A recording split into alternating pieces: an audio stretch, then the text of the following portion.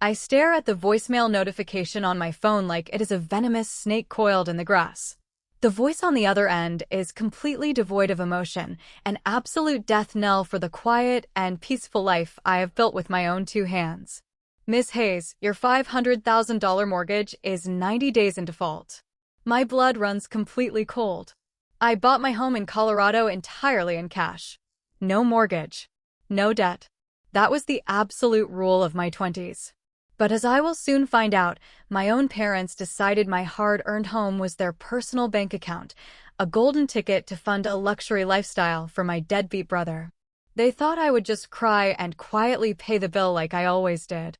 Instead, I called the federal authorities. Here is how I lost my family, but finally got my freedom. Thank you for watching the video. Before I take you back there, do me one small favor.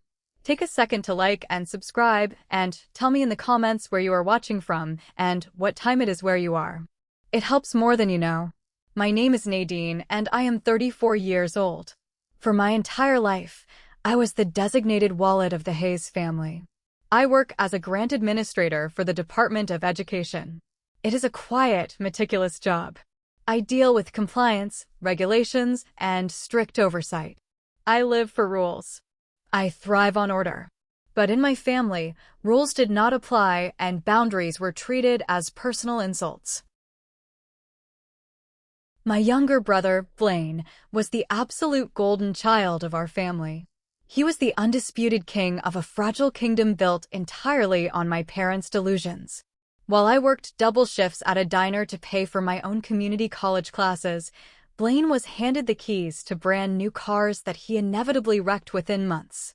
My parents, Harlan and Loretta, were the ultimate enablers. My mother, Loretta, was a master manipulator whose favorite weapon was suffocating guilt.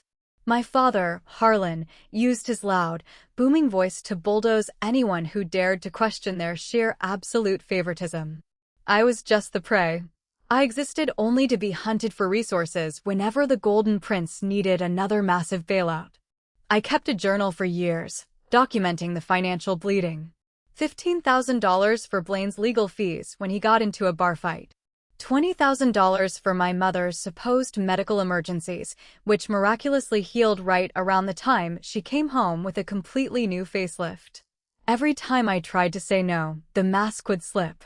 My mother would weep about how she carried me for 9 months, and my father would scream that I was a selfish, ungrateful daughter who did not understand loyalty. So, I stopped fighting. I just started hiding.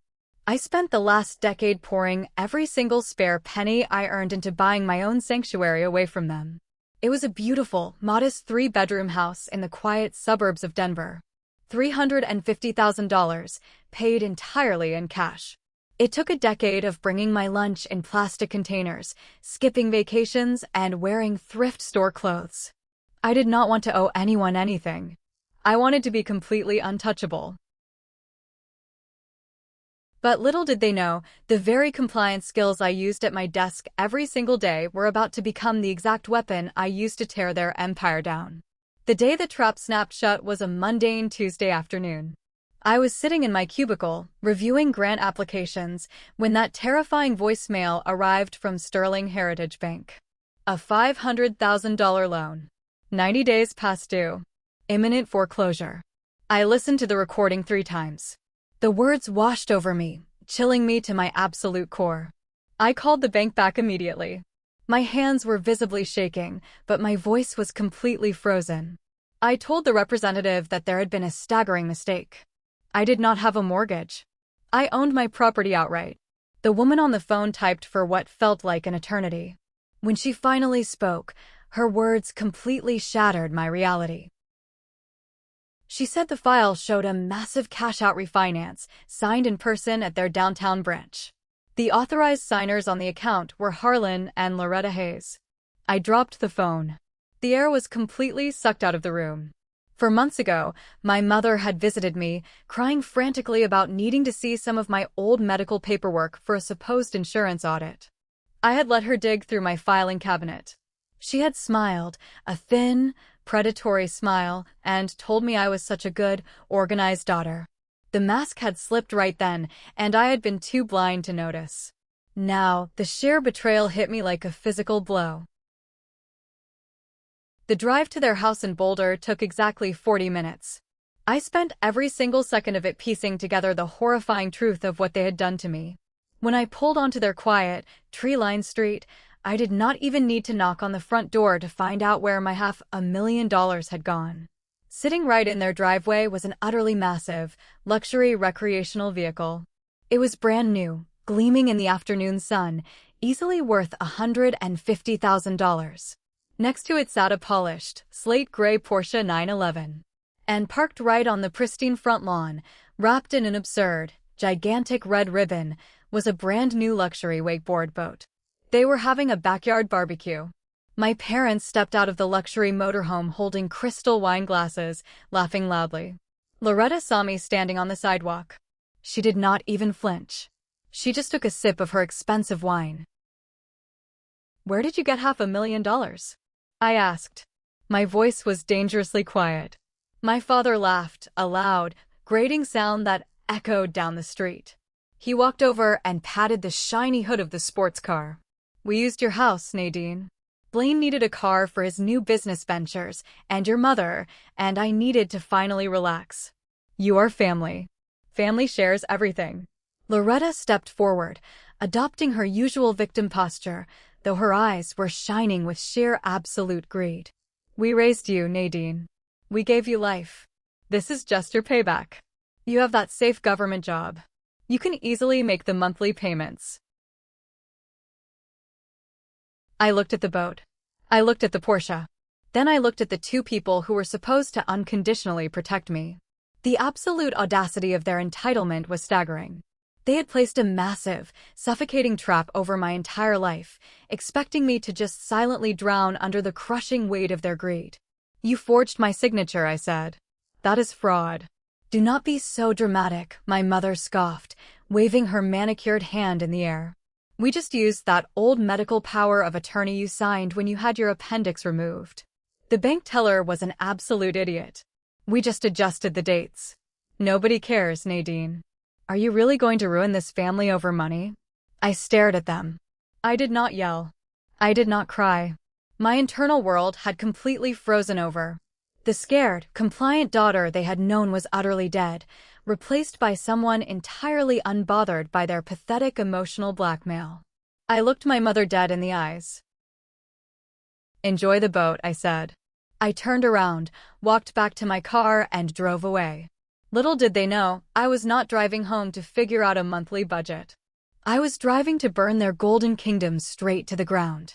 I pulled into a grocery store parking lot and pulled out my phone. I did not call my brother to beg. I did not call my aunt to cry. I called the Federal Financial Crimes Division. The next morning, I did not go to the office. I sat across a massive mahogany desk from Maxine Croft.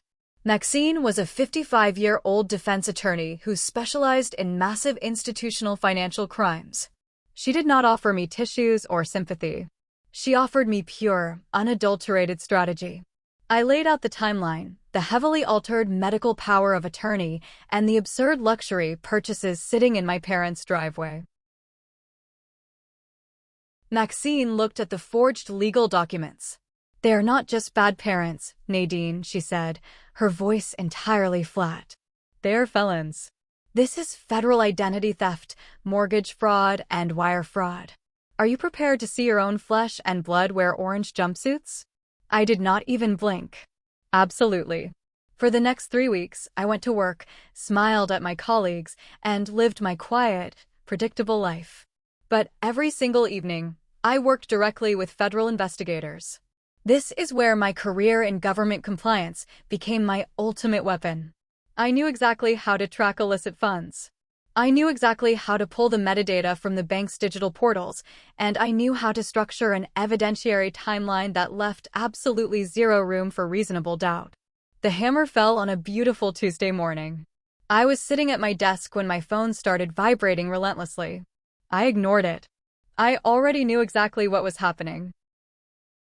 At exactly 9 in the morning, a fleet of unmarked black government vehicles pulled up to my parents' house in Boulder. Special agents from the Federal Bureau of Investigation executed a comprehensive federal search warrant. They did not knock politely. They breached the front door. My father was dragged out of his brand-new luxury recreational vehicle in his pajamas, his wrists secured in heavy metal handcuffs. My mother was escorted out in an absolute panic, sobbing hysterically as all the neighbors stood on the sidewalk recording the entire spectacle with their phones. The local sheriff's department arrived with heavy-duty tow trucks. They impounded the Porsche. They hitched up the luxury boat. They towed away the massive motorhome. The entire facade crumbled in less than an hour. The Golden Empire was absolutely shattered. By noon, my brother Blaine was blowing up my phone. After 30 missed calls, I finally answered. "You monster," he screamed into the receiver, his voice cracking with profound panic. "They are in federal custody. You destroyed this family over a piece of paper." I listened to his sheer absolute terror. It sounded like beautiful music. "You should really find a job, Blaine," I said, my voice completely icy. "The bank is coming for your sports car next." I hung up the phone and permanently blocked his number. The federal indictment was staggering. Harlan and Loretta Hayes were formally charged with multiple counts of aggravated identity theft, bank fraud, and wire fraud. During the preliminary hearings, they tried to plead their case to the magistrate judge. They tried to use the exact same tired lines about being loving parents who just needed a little bit of help from their successful daughter. But a federal courtroom is not a family dinner table. There is absolutely no room for emotional manipulation in the eyes of the law. The federal prosecutor presented the bank's high-definition security footage. It clearly showed my parents standing at the teller window, submitting the fraudulently altered medical document. The financial forensic analysts traced every single stolen penny straight from my home's equity directly to the luxury vehicle dealerships. The absolute sheer weight of the physical evidence was crushing. The jury deliberated for less than 2 hours. Guilty on all counts. When the federal judge read the final verdict, my mother collapsed heavily into her wooden chair, her face completely drained of color. My father stared blankly at the floor, his arrogant mask slipping away into utter nothingness. They were officially sentenced to federal prison. 5 years for my father. For years for my mother. Furthermore, they were ordered to pay full and complete restitution. Because they had already spent the money, the state seized their own home and liquidated all their remaining assets to cover the massive debt they had maliciously created. 6 months later, I am sitting on the quiet back porch of my beautiful home. The fraudulent mortgage was completely expunged from my permanent record by the federal courts. My title is clear. My sanctuary is safe. My life is entirely my own. I receive a handwritten letter from my mother every few weeks, sent directly from a federal correctional institution. The letters are always exactly the same. She begs for my forgiveness. She tells me that blood is always thicker than water. She says she is still my mother, and that has to mean something. I do not even open them anymore. I drop the sealed envelopes straight into my heavy-duty paper shredder, and I sit back and listen to the incredibly satisfying hum of the metal blades destroying her words. I have a profound peace that absolutely no amount of their stolen money could ever buy. I learned the hardest way possible that true family respects your boundaries. Toxic family demands you sacrifice your entire life to fund their pathetic illusions. I chose to save myself, and I let them drown entirely in the very trap they set for me. And that is my story. Thank you so much for listening.